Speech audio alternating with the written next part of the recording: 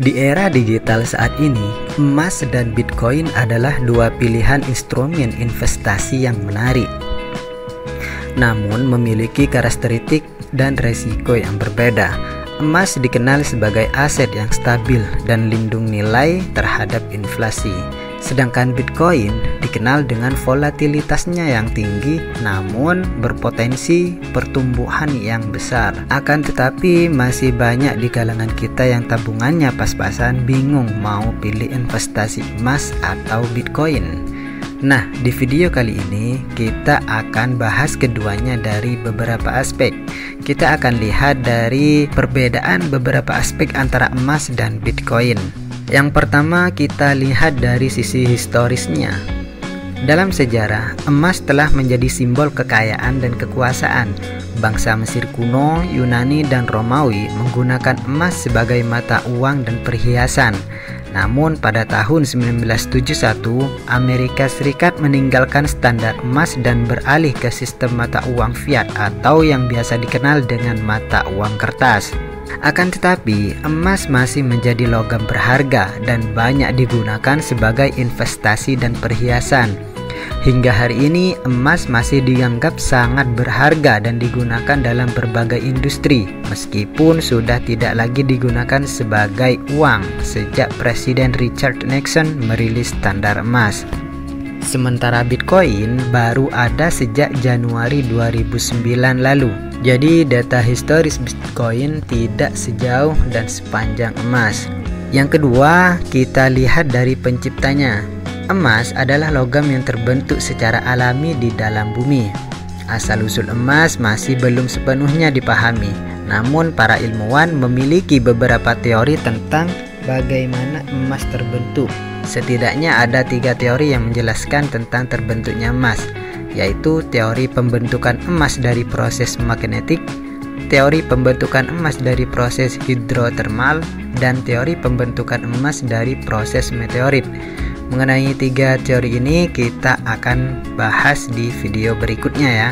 Sedangkan Bitcoin itu diciptakan oleh manusia yang bernama Satoshi Nakamoto, yang identitas aslinya masih misteri hingga saat ini. Kita masih belum tahu siapa sebenarnya Satoshi Nakamoto ini. Bisa jadi Satoshi Nakamoto adalah orang yang sangat cerdas, atau bisa jadi sebuah lembaga, atau bisa jadi sebuah kelompok masyarakat. Ya, kita tidak pernah tahu siapa Satoshi Nakamoto sebenarnya. Yang perlu kita pahami bahwa Bitcoin itu tidak bisa diciptakan kembali atau diperbanyak jumlahnya. Yang ketiga, kita lihat dari aspek jumlah pasokannya. Berapa jumlah pasokan atau cadangan emas yang ada di seluruh dunia kita tidak pernah tahu.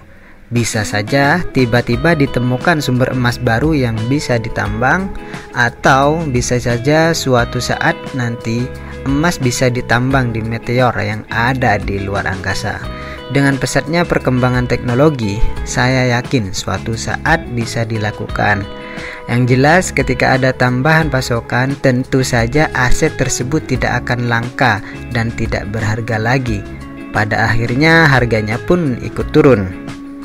Sementara Bitcoin, jumlah pasokannya adalah terbatas, yaitu sekitar 21 juta Bitcoin. Ini berarti bahwa tidak akan ada lebih dari 21 juta Bitcoin yang beredar di pasar.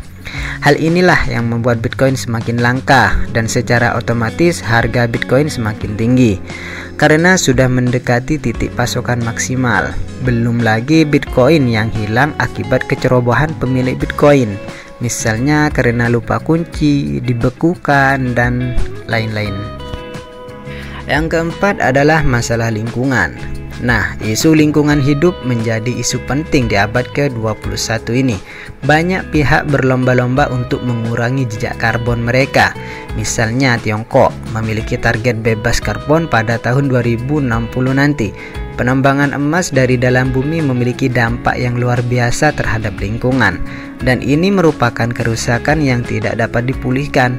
Sementara Bitcoin, jika dibandingkan dengan emas, lebih ramah lingkungan karena Bitcoin dapat ditambang menggunakan energi terbarukan atau energi yang lebih murah. Penambangan Bitcoin tidak merusak lingkungan secara permanen, padahal tidak ada kerusakan sama sekali pada aktivitas penambangan Bitcoin, karena hal itu terjadi pada jaringan komputer. Yang kelima, mari kita lihat fungsi moneternya. Padahal emas adalah uang sungguhan, uang dari alam semesta, dan pernah dianggap sebagai uang. Namun di abad ke-21 emas tidak memiliki fungsi moneter lagi. Di abad ke-21 emas tidak praktis, tidak portable, tidak mudah pecah, dan bukannya memudahkan transaksi. Jika kita menggunakan emas, justru membuat transaksi di era digital ini menjadi lebih sulit. Kekayaan dalam bentuk emas adalah tidak mudah untuk dipindahkan, apalagi antar negara saat terjadi bencana atau perang. Sementara Bitcoin memudahkan transaksi karena bisa dilakukan dengan cepat melalui Lightning Network, bahkan bisa lintas negara juga. Bitcoin juga mudah digunakan sebagai unit of account. Kalau dilihat di exchange, pasti ada total porto yang berbasis Bitcoin. Bitcoin juga mudah dipecah menjadi satu satoshi. Satu satoshi sama dengan 0,0000001 Bitcoin. 0 di belakang ada 8 kali ya.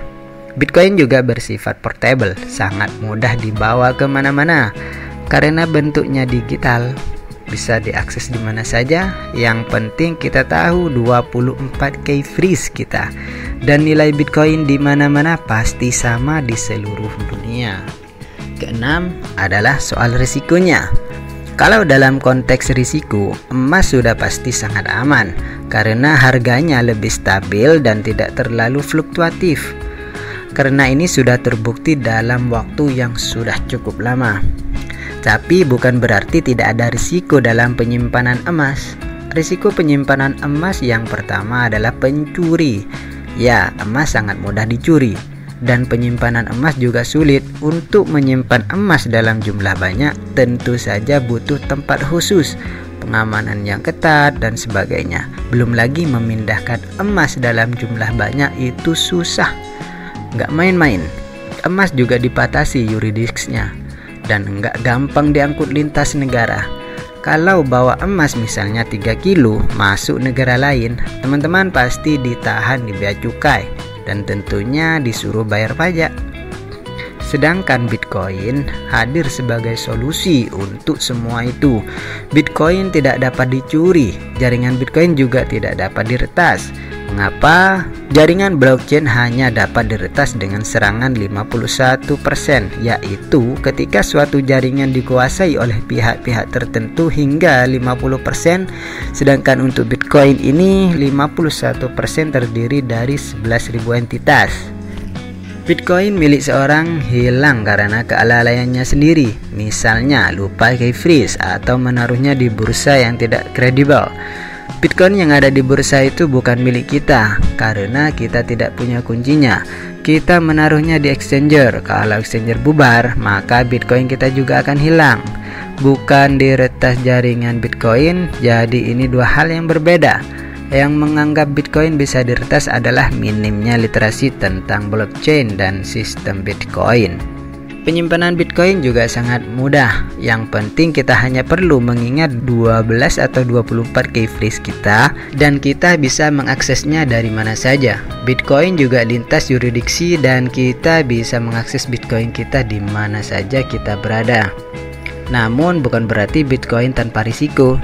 Risikonya adalah regulasi. Meski sekarang sudah jauh lebih baik dibandingkan beberapa tahun lalu karena ETF Bitcoin sudah disetujui oleh SEC, namun jika kita tinggal di Cina, transaksi menggunakan Bitcoin sangat dilarang. Risiko Bitcoin selanjutnya adalah volatilitas yang tinggi. Harga Bitcoin memang lebih fluktuatif dibandingkan aset lainnya. Namun sejak video ini dibuat, harganya sudah naik lebih dari 480% dengan penurunan 50%.